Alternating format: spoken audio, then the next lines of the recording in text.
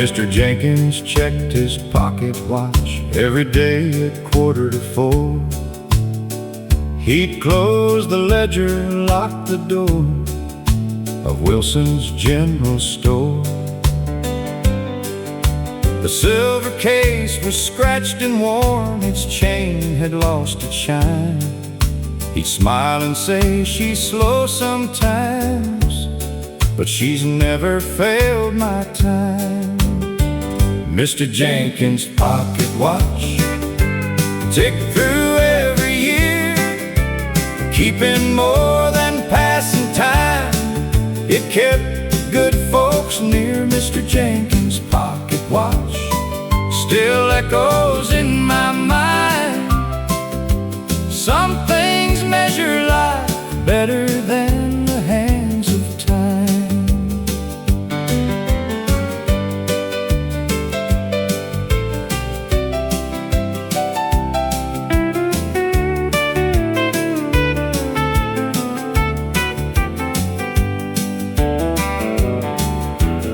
One October afternoon, the courthouse clock stood still.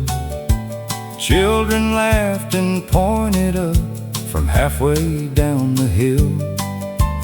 Mr. Jenkins pulled his watch, held it to his ear, then climbed the courthouse staircase like he'd done for many years.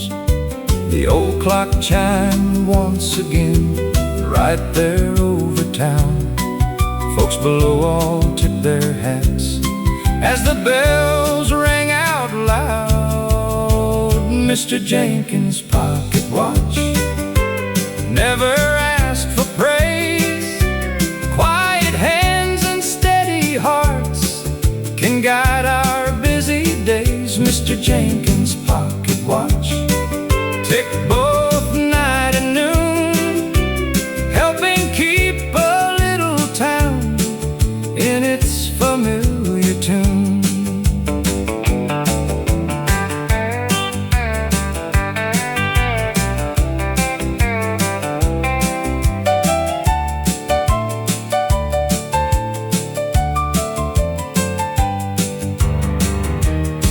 Now his grandson minds the store, the old watch in his vest. He winds it every morning, just like Grandpa did best. When the courthouse bell rings 4, he smiles without a word. Some traditions never leave, they're simply carried forward.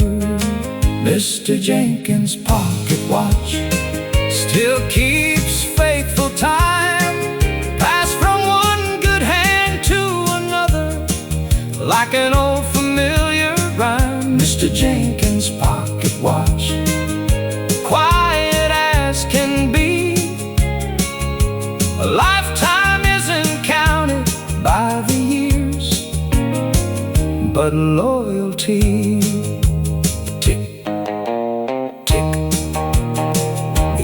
Watch keeps on.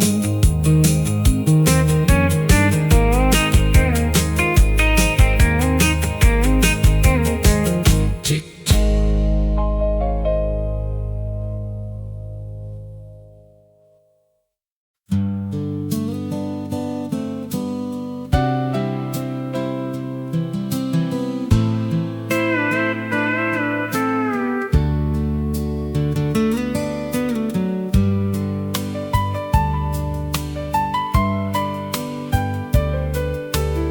Up on Harper Hill there stood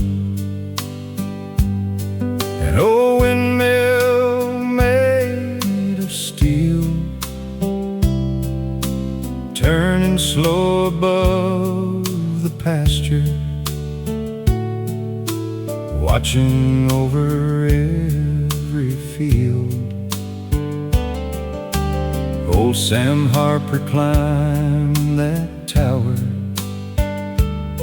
every spring with wrench in hand, greased the gears and tightened bolts, looking out across his land. Children knew if blades were turning, rain or shine, both hot and cold, water filled the cattle troughs, just like stories Grandpa told. That windmill on Harper Hill turned through every year, keeping thirsty fields alive, season after season here.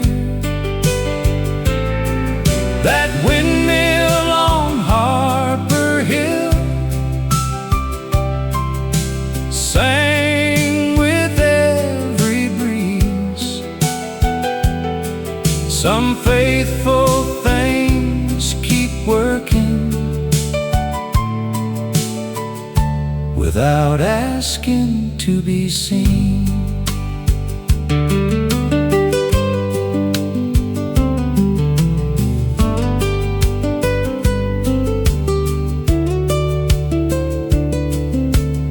One July, the summer heat cracked the earth for miles around. Creeks grew narrow day by day, dust rose from the ground. Sam unlocked the pasture gate, called the neighbors one by one. Bring your cattle up the hill, there's water here for everyone. Long before the clouds returned, the herds were standing strong, because one man shared his blessing when the season seemed too long. That windmill on Harper Hill never chose a side. Its water flowed for everyone, far and wide. That windmill on Harper Hill still whispers in the breeze. The richest wells are often found in generous hearts like these.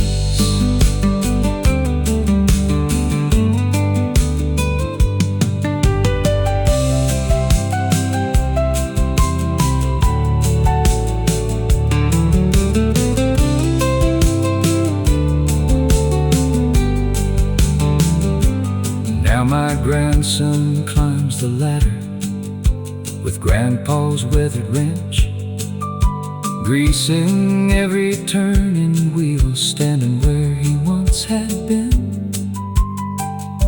He tips his hat toward Harper Hill as the old blades start to spin. Some lessons never rust away, they simply turn again.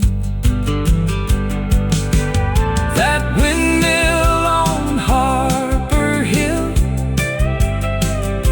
still turns against the sky, giving more than water to each passerby.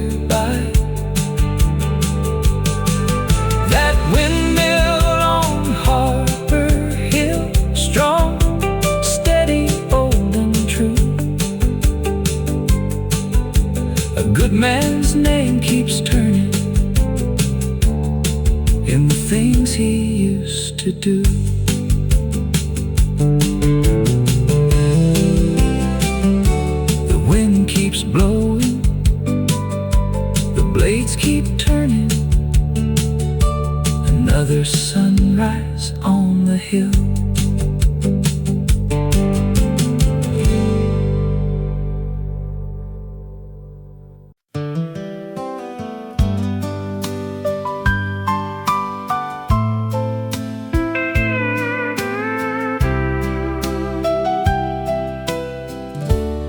every January morning,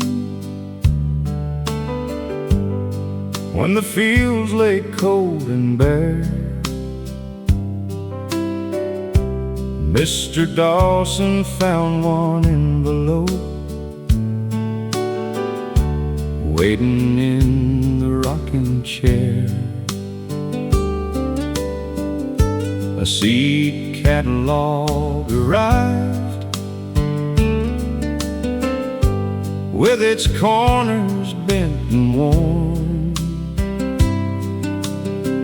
He'd circle rows of sweet corn, dreaming of another spring. Snow's piled against the fence, smoke curled from the stove, but every little picture there spoke of things that grow. That old seed catalog turned each winter green. Hope can start with paper long before it's seen. That old seed catalog folded on his knee. Tomorrow often starts with what we still believe.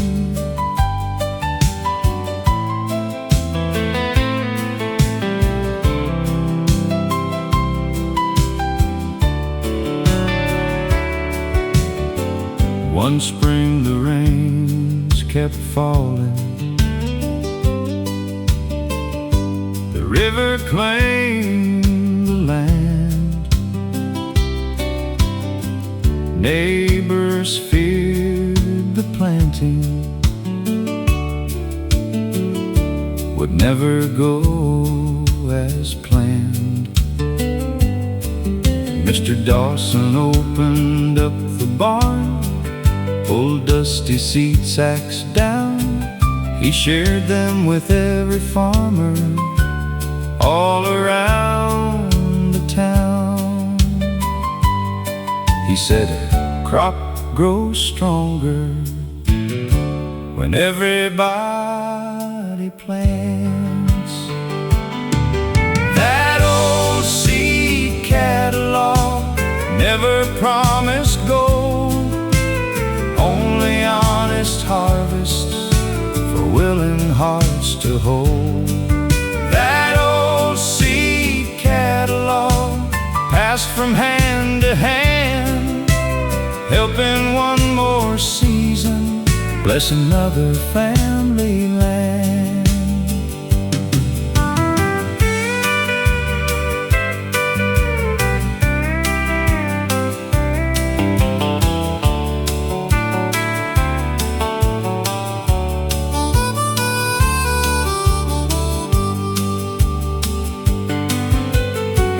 Now his granddaughter marks the pages every year with Grandpa's little pencil still resting in the drawer.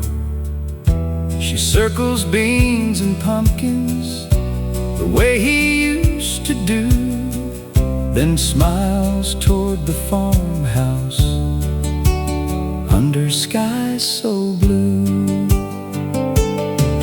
That old seed catalog still arrives each year, bringing little promises to everyone out here. That old seed catalog never lost its worth. Faith is planting something good before it leaves the earth. The pages close, the fire burns, spring is on its way.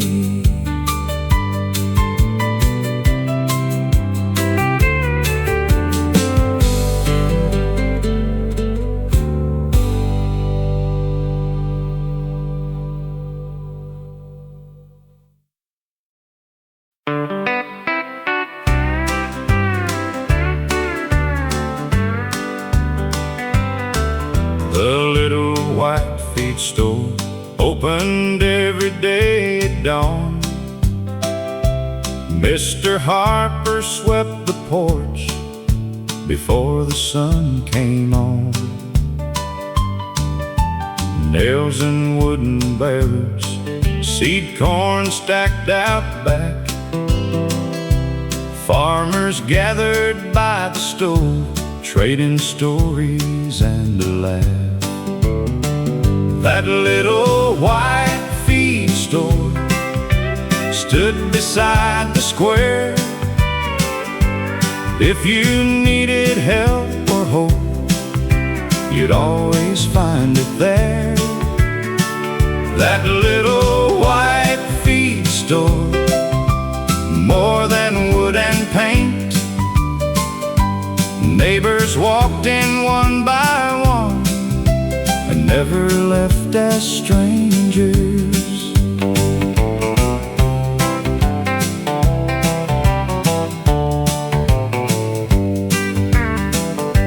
One spring morning, heavy rain flooded every field around.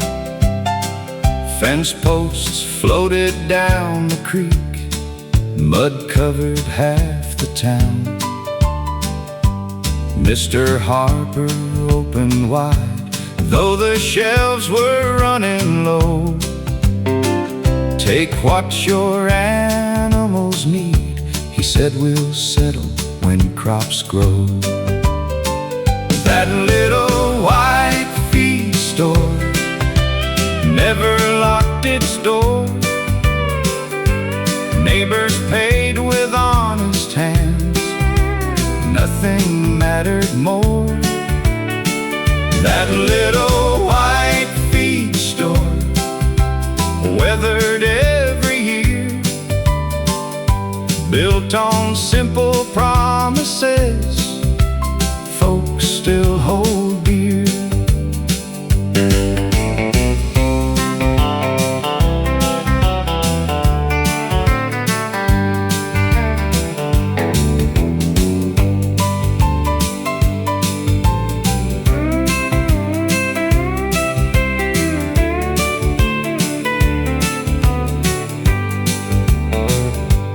Now the building stands restored, fresh white paint upon the wall. Grandkids gather every June for the county harvest ball. Inside hangs an old broom beside Mr. Harper's hat. No one ever moved them just the way he left them at. That little white feed store lives in every hand, helping one another build this farming land. That little white feed store still reminds us all, a town grows strong together when neighbors answer the call. The porch is swept, the sign still swings. Morning comes again.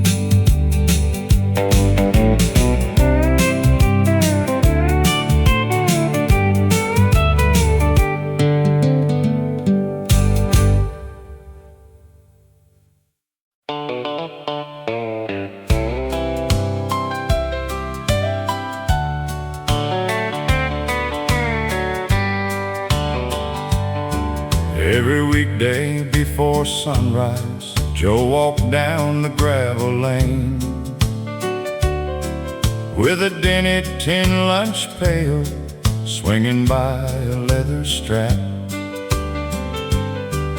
His wife tucked in 2 biscuits, an apple and a slice of ham.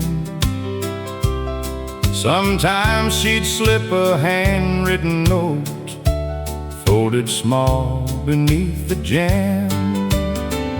That old tin lunch pail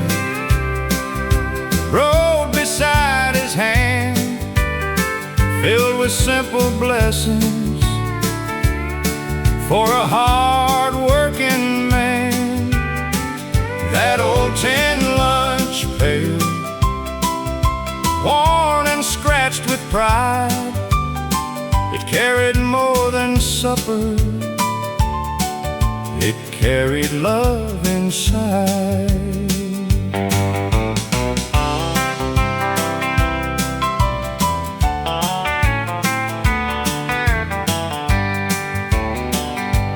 One cold morning at the quarry, Joe retired after 40 years. The men all signed his lunch pail with crooked names and cheers. He carried it back home that day, set it high upon a shelf. His little grandson pointed up and asked, "Can I have that myself?" That old tin lunch pail never held much gold, just enough to feed a man through rain and winter cold. That old tin lunch pail now rests above the door, reminding us that honest work is worth remembering for.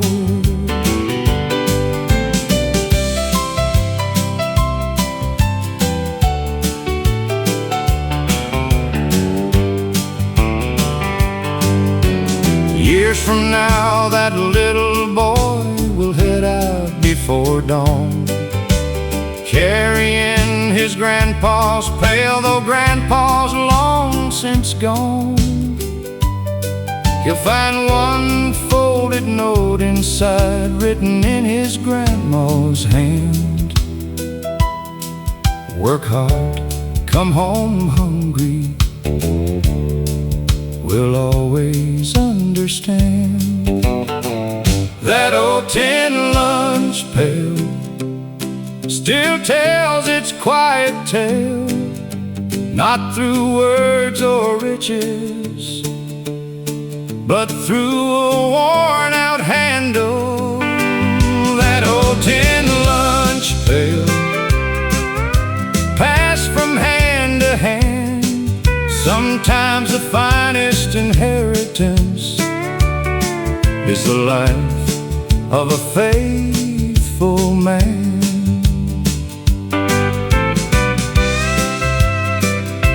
The sun comes up,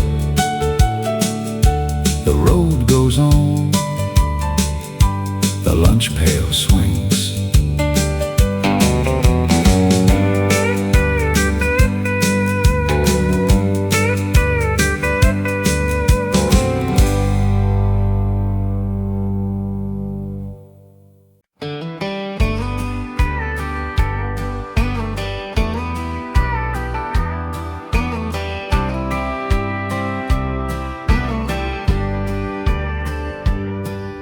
Every morning after breakfast, Mrs. Parker filled the tray, sunflower seeds beside the maple, just outside the window pane.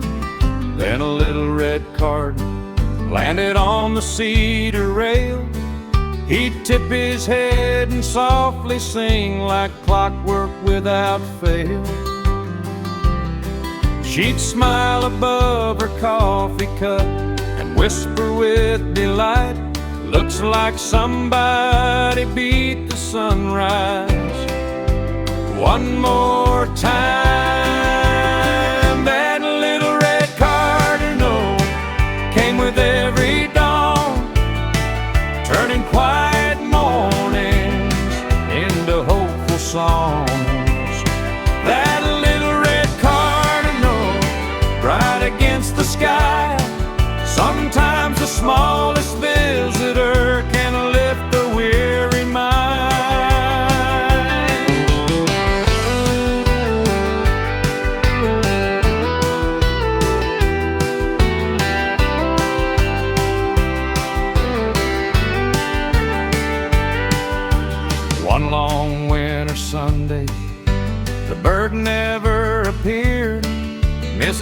Parker watched the branches through the snow and frosty air. Just before the evening settled, her grandson knocked outside, holding one small cedar birdhouse, painted bright with pride.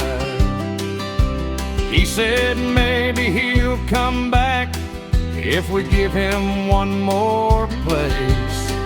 That little red cardinal returned with early spring, building in the birdhouse just beneath the eaves. That little red cardinal sang the whole day through, bringing smiles back to the porch like old friends always do.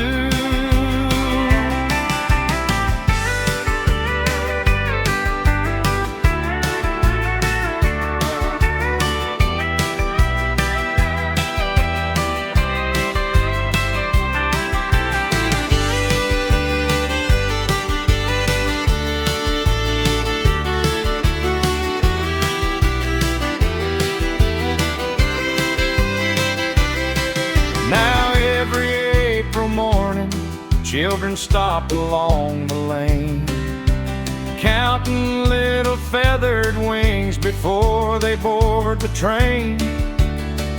Mrs. Parker pours the seed just like years before, leaving one small corner for every season more.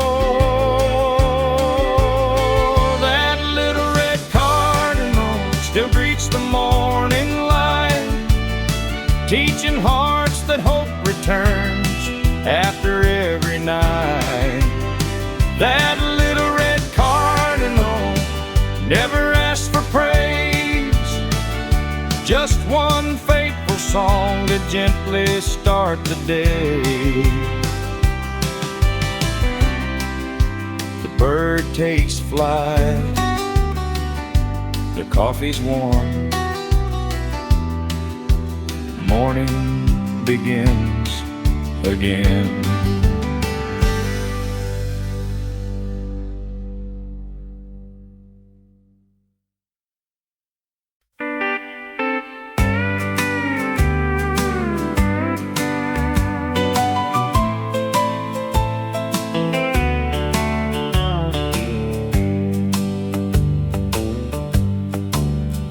Miss Ruby watered flowers every morning before 9. Tin can in her left hand, sun hat pulled down low.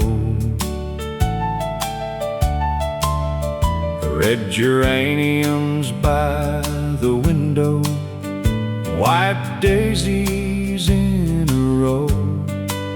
She'd wave to every passing truck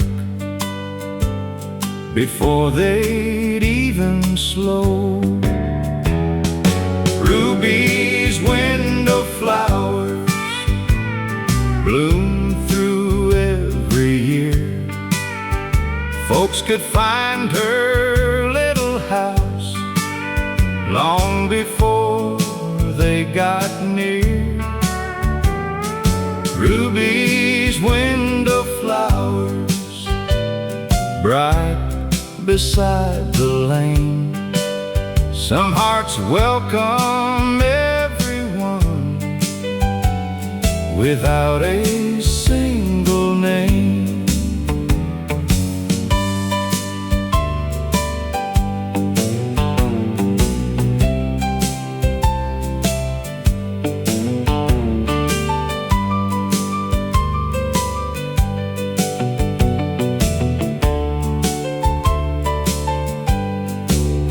One hot summer afternoon, the flowers looked dry and still.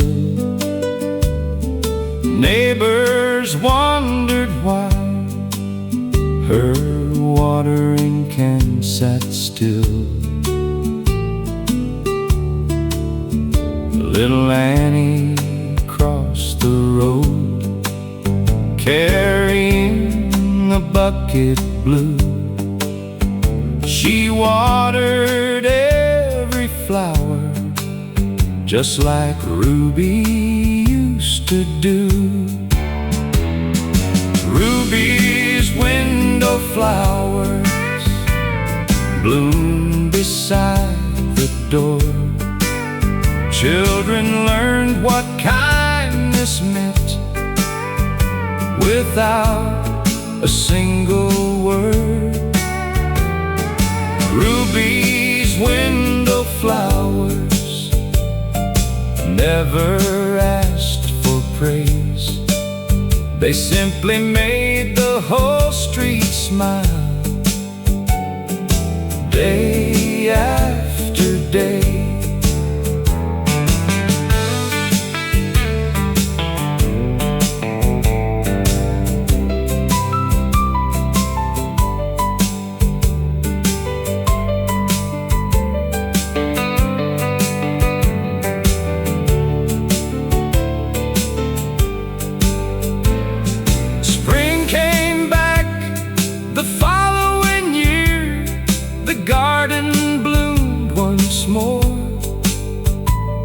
Now every child on Maple Street plants flowers by their door. Ruby's window flowers still brighten up the town.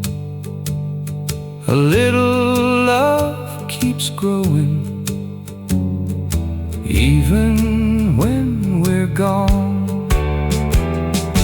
Ruby's window flowers bloom beneath the sun. Sometimes the smallest gardens touch everyone. The flowers sway another morning, another smile.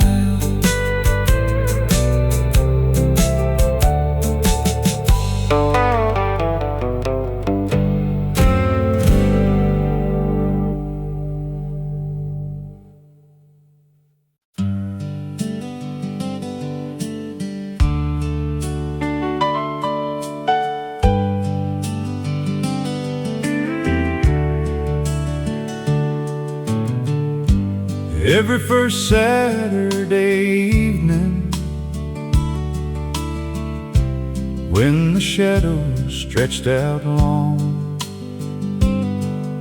the church bell rang just 4 slow times, calling everyone along. Ladies carried covered dishes, fried chicken, beans, and pie. Children raced across the churchyard, fireflies lighting up the sky. Brother Louis pulled out old chairs from the room behind the hall. By the time the blessing ended, there was hardly room at all. That church supper bell rang across the fields, bringing every family to share another meal. That church supper bell, simple, clear, and strong, some hearts are brought together before the singing starts.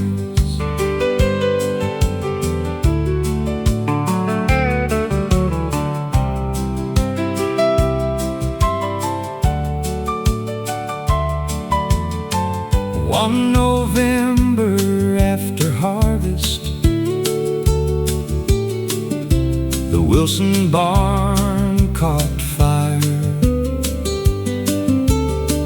Neighbors hurried through the darkness, passing buckets in a line.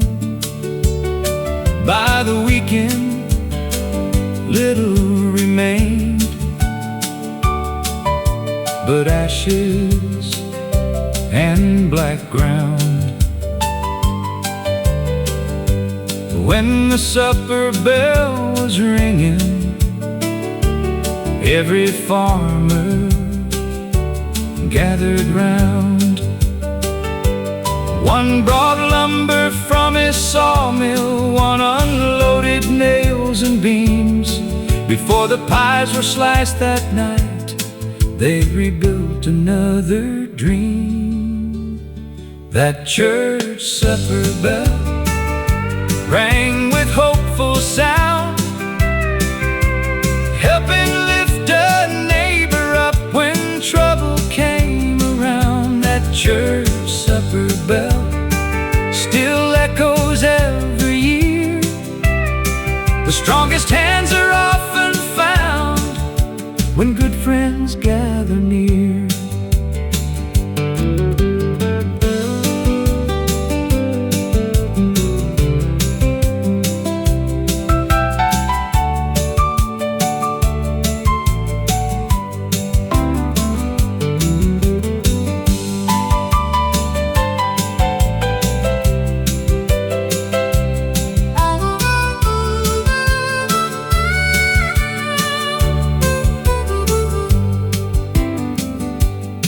Now my daughter stirs the gravy just like Grandma used to do. My grandson folds the paper napkins while the coffee's brewing too. The old bell hangs a little crooked, its paint has faded thin, but every time it starts to rain, the whole town walks right in. That church supper bell still calls young and old, not just to fill their plates, but to warm their souls. That church supper bell will ring when we are gone, because love sounds much like kindness passing quietly along. The bell grows quiet, the laughter stays. Another Saturday, another home.